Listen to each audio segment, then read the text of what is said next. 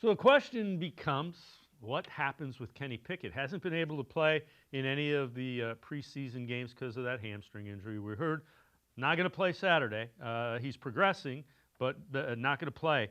Albert Breer from Sports Illustrated kind of talked about what happens with Kenny Pickett.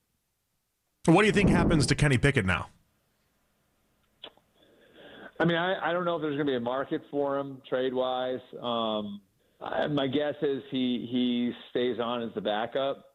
And I think, this is a guess, I think they'll keep all four quarterbacks.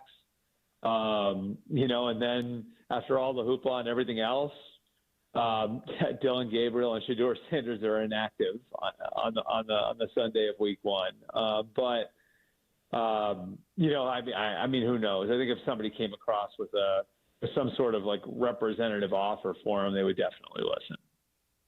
Yeah, it's going to be interesting. Quarterbacks, teams always need them.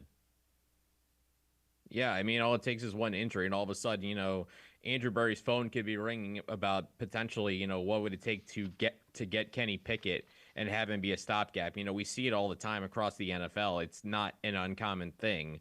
But, right now, obviously it's been tough from the perspective of we wanted to see the four-man quarterback competition, how it's played out, and 3/4 of those quarterbacks have been banged up. Kenny's been out for so long with a hamstring. Dylan Gabriel, a little bit of a hamstring issue, even though he came back last Saturday against Philadelphia, and Shedeur Sanders working his way back from his oblique issue. So in a way, obviously it's made the whole situation more complicated, more convoluted, definitely, because we haven't really gotten a full, true competition like we all kind of thought it was going to be. But, with Kenny Pickett, I feel like just because the fact that the Browns, that was with the Browns, he was the first guy they brought in, in the offseason. They trade DTR plus a pick to get Kenny Pickett. Certainly, it feels I don't know if I think because of that alone, in my own personal opinion, I feel like it wouldn't be as easy to move on from him unless they got, like Albert said, a representative offer that, made them at least think about it. And, the more that, the season draws closer, the more it's understandable that they could keep these four quarterbacks going in the season, because you always want to protect yourself from injury, and you do want to get some idea of what Dylan Gabriel and Shedeur Sanders are before you go into next April. And you see what these quarterbacks in this upcoming draft can be. We've talked about them before.